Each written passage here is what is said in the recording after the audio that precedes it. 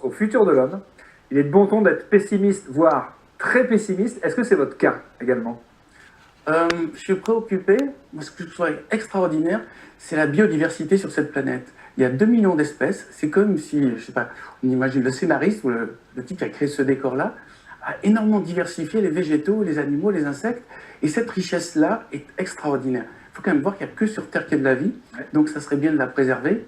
Et ça serait bien aussi de préserver l'harmonie des espèces, parce que nous sommes une espèce qui est en train de bouffer les autres espèces sans les respecter. Donc il y a une préoccupation à ce niveau-là. Est-ce qu'il a créé autant d'espèces précisément parce qu'il savait que l'espèce humaine peut-être un jour allait disparaître?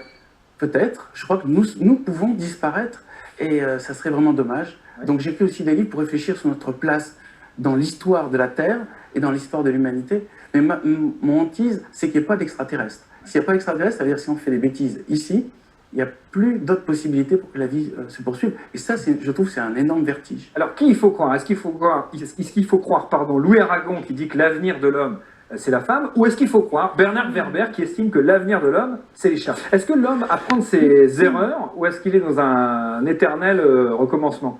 Je trouve qu'on a bien évolué quand même. Notre vie est plus confortable que celle de l'homme préhistorique. Ce qu'il y a, c'est qu'on est devenus tellement nombreux maintenant qu'on met en danger les autres espèces.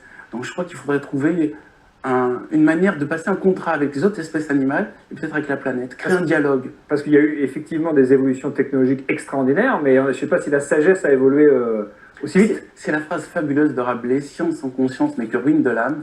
Ça résume tout, c'est-à-dire qu'il faut que notre pensée avance à la même vitesse que notre technologie. Et là, la technologie est allée plus vite.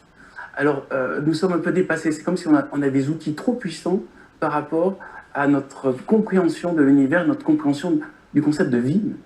D'après vous, est-ce qu'il y a une nouvelle révolution technologique qui approche et qui pourrait changer de nouveau notre quotidien? Ah oui, je crois que l'informatique est en train... Vous savez, quand j'ai vu Matrix, je me suis dit, c'est pas que de la science-fiction. Je crois qu'il y a une possibilité qu'à un moment, une intelligence artificielle qui tout d'un coup fasse tout mieux que nous, tout plus vite que nous, et se mette à nous contrôler parce que nous, on a besoin de dormir et qu'on est imparfait. Tout à l'heure, on voyait les robots. Tout à l'heure, les robots vont nous contrôler. Genesis va prendre le pouvoir. Et Bernard Werber aussi avec ce livre, ça s'appelle Demain les chats, c'est un roman, c'est publié chez Alma Michel. Vous restez avec nous.